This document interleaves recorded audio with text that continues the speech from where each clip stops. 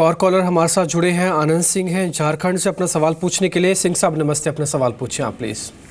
नमस्कार सर, मेरा सवाल है कि मैंने स्पाइसजेट का जो 100 शेयर लिया था 6650 पे सितंबर में, है ना। अच्छा। अभी इस पे क्या करना है? और अच्छा। सर मेरा एक गुजरात अल्कली का भी 50 शेयर है जिसका परचेज प्राइस है 389.55। अच्छा, तो उस पे भी क्या करना है? पूछ लेता हूँ। गुरांग, एक तो स्पाइसजेट पेन की 66 की खरीद है और दूसरा एक गुजरात अल्कली के बारे में भी जानना चाहते हैं। एक बार उस पर भी अगर आप कुछ राय रखना चाहे तो स्पाइस पूरे उड़ान क्षेत्र में हमारी कवरेज इंडिगो पर जब से ये स्टेज लिस्ट हुआ और उसके पहले जब आईपीओ आया था तब से कवायद की थी हमने लंबी अवधि के नज़रिए से। इंडिगो यानी कि इंटरग्लोब एविएशन, इस पर आप ध्यान दें। और ये कंपनी काफ़ी सक्षम है। जब ये लिस्ट भी नहीं हुई थी तब भी ये मुनाफा काफ़ी शानदार कमा रही थी और वेल मैनेज्ड है। ऑपरेशनली इनके जो एक्सपेंसेस है वो काफ़ी कम है और जो मैनेजमेंट है उसमें कोई प्रश्न चिन्ह नहीं लगा हुआ है। मैं ये नहीं कहता कि स्पाइसजेट बुरी है, लेकिन बुनियादी तौर पर अगर लंबी अवधि के नज़रिए से आपको निवेश करना है तो इंटरग्लोब एविएशन यानी कि इंडिगो बेहतर पसंद होगी। गुजरात अल्कली के ऊपर बुनियादी तौर पर कवरेज नहीं तो मैं टिप्पणी नहीं कर सकता। अच्छा ठीक है, मैं टेक्निकल व्यू ले लेता हूँ क्योंकि उनका सवाल बहुत जायज़ था। गुजरात अल्कली एक बार आप देखिए मानस, आपको कितना ठीक लग रहा है? ये करीब अभी 400 रुपये के आसपास आ रहा है। एक इम्पॉर्टेंट चीज़ है, अपनी 200 डे मूविंग एवरेज को इसने थोड़ा सा होल्ड किया अभी। ये चढ़ सकता है क्या? और बिल्कुल चल सकता है। देखिए अभी जब हमने पिछले दिनों स्टॉक में करेक्शन देखा तो स्टॉक ने 100 दिनों के मूविंग एवरेज पे सपोर्ट लिया और उसके बाद लगातार हाई टॉप्स हायर बॉटम्स बन रहे हैं। पैटर्न अगर आप मीडियम टर्म पैटर्न देखेंगे तो वो अभी पॉजिटिव लगता है। मैं उम्मीद करता हूं कि 425 के जो पिछले हाइस थे शायद स्टॉक इस टाइम वो भी ब्रेक करेगा और कोशिश करेगा 450 और 460 की रेंज में आने के लिए। तो जो हायर टॉप्स हायर बॉटम का ट्रेंड है तो बिल्कुल इंटैक्ट है और बने रहना चाहिए स्टॉक में। अब अपना स्टॉप लॉस रिवाइज करके 350 के नीचे रखें और जब भी स्टॉक 425 के लेवल्स ब्रेक करे तो अपना स्टॉप लॉस रिवाइज करके 399 रुपए के आसपास कर लें। श्योर। चलिए, तो गुजरात अल्कलीज के संदर्भ में भी राय मिल चुकी है। जोधपुर चलते हैं, अमित जी हमारे साथ फोन लाइन पर जुड़े भी हैं। नमस्कार अमित जी, पूछिए। नमस्कार मैडम जी बताइए। मैडम, मेरे पास टाटा पावर के 300 शेयर है। ठीक है, तो 60 के भाव से ले रखे हैं जी। चलिए, तो फिलहाल 79 पर चल रहा है, आपको प्रॉफिट भी हो रहा है। अब क्या करना चाहेंगे? साल भर के लिए होल्ड करना चाहूंगा। चलिए ठीक है, साल भर के आपका नजरिया है, पूछ लेते हैं क्या करना चाहिए। मानस जी, आप ही की राय चाहिए। टाटा पावर को लेकर क्या ट्रैजेक्टरी आगे जाते हुए देख रहे हैं आप?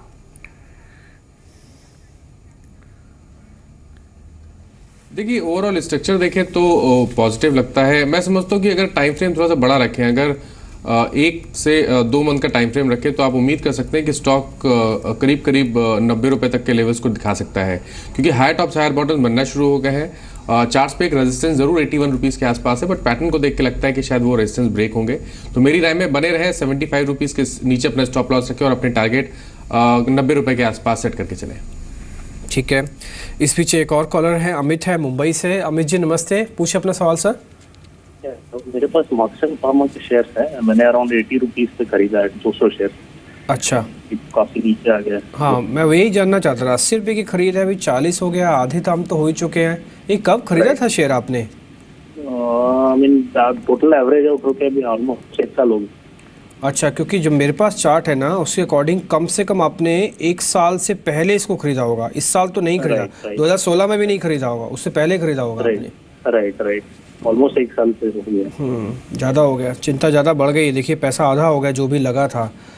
गौरांग, अब रास्ता निकालिए बाहर निकलने का। मैं ये तो नहीं कहूँगा कि ठीक है प्रॉफिट आप इनको बताइए कैसे आएगा, लेकिन ये तो ज़रूर बता दीजिए घाटा कैसे कम होगा, क्योंकि घाटा बहुत ज़्यादा है। इनकी चिंता हमारी चिंता भी है। तो थोड़ा चार्ट देके मुझे बता दीजिए क्या इसमें एक टाइम पे सिंगल डिजिट का भाव भी था क्या नहीं, क्योंकि अगर मेरी याददाश्त सही है तो ये सिंगल डिजिट में था।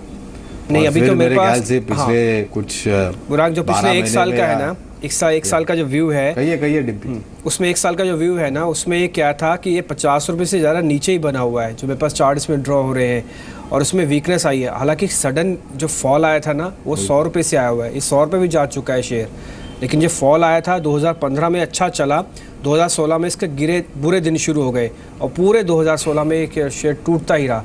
इस सामने आपके रिटर्न भी है, 34% ये शेयर टूटा 1 साल के अंदर। तो पहले तो थोड़ी मालूमात रखिए ये स्टॉक के बारे में, और मेरी याददाश्त सही है तो शायद मानस भी मदद कर सकते हैं कि एक स्टॉक का भाव सिंगल डिजिट में हुआ करता था एक समय पर, फिर एकाएक कुछ खबरों को लेकर के या फिर कुछ स्मार्ट मनी या ऑपरेटर की मूवमेंट को लेकर के हमने देखा कि ये करीबन 100 रुपये के आसपास गया।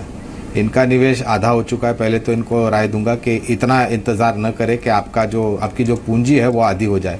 समय पर आप कदम उठाएं और अपने निवेश को ठीक ठाक करें, और अगर कुछ गलत पाते तो उसमें निकले जल्द से जल्द, जो भी कम नुकसान होता है उसको बांध करके।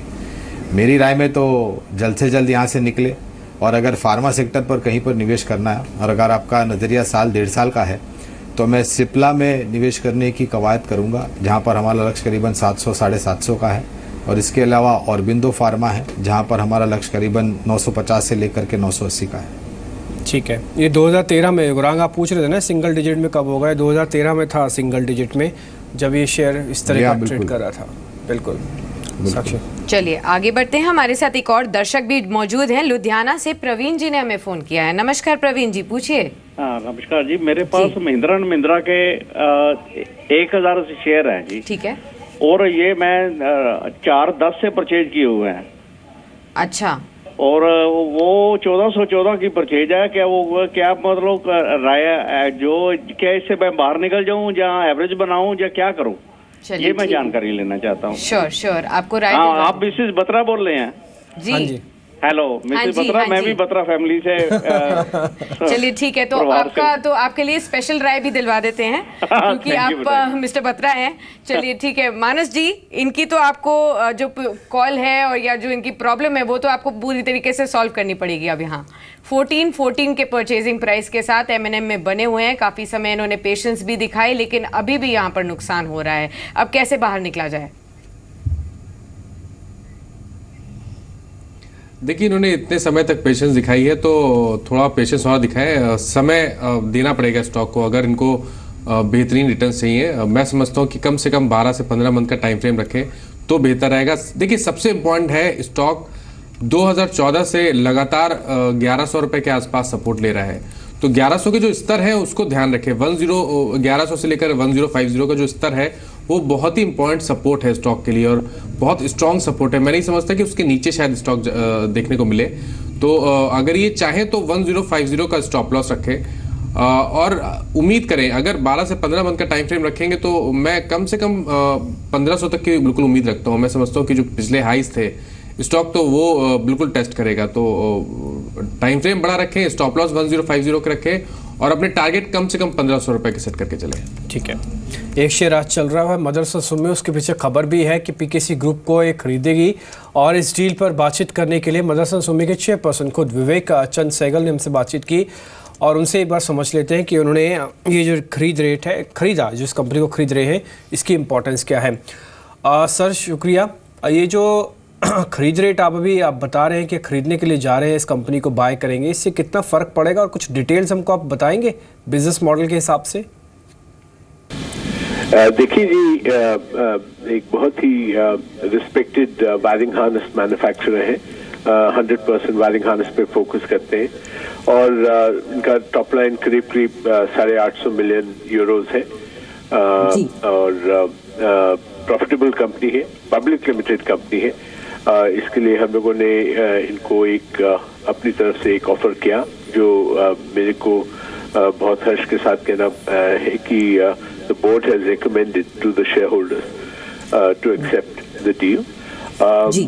ये कंपनी करीब हमारी वायरिंग हार्नेस जो हमारा डिवीजन है उससे कुछ मतलब उतनी साइज की है।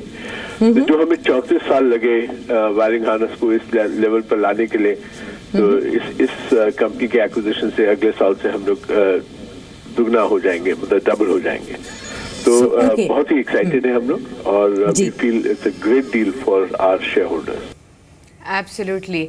मिस्टर सहगल, जिस तरीके से आपने कहा यहाँ पर कि इस डील के होने से काफ़ी वायरिंग बिजनेस को तो फ़ायदा पहुँचेगा ही, साथ ही डील के जो और फाइनेंशियल डिटेल्स है, फंडिंग डिटेल्स है, इसके बारे में आप क्या बताना चाहेंगे? एकदम, और जो सिनर्जीज हैं दो सेम साइज कंपनीज की मिलने की, उनसे हम सीखेंगे, वो हमसे सीखेंगे, तो बहुत कुछ हम अचीव कर सकेंगे। तो 3 साल पहले जो हम लोगों ने स्टोनरिज वायरिंग हार्नेस बिजनेस अमेरिका से लिया था, उसको हम 8वें महीने के अंदर में, वो लॉस मेकिंग था, पर तब हमने उसको 8वें महीने में उसको प्रॉफिटेबल कर दिया था। तो सारी टीम के अंदर में ये कॉन्फिडेंस है कि ये जो प्रॉफिट मेकिंग कंपनी है, इसकी प्रॉफिट को भी हम और बढ़ा सकेंगे, और टुगेदर जो और अपॉर्चुनिटीज हम मदरसन ग्रुप के अंदर है, उसका भी हम लाभ उठा सकेंगे। वो सारी कंपनियां जो है वो भी इसको कंट्रीब्यूट कर सकेंगे। ठीक है, तो मिस्टर सहगल ये बात बताते हुए कि कुछ फंडिंग थोड़ी सी उनको लेनी पड़ सकती है, लेकिन बहुत छोटी होगी, अदरवाइज कंपनी इंटरनल एक्विजिशंस के साथ ही आगे बढ़ेगी। उसका फ़ायदा इसलिए भी मिल रहा है क्योंकि डेट नहीं बढ़ेगा, बल्कि एक और नया एक्विजिशन कंपनी के पोर्टफोलियो के साथ जुड़ जाएगा। 3% की तेज़ी है।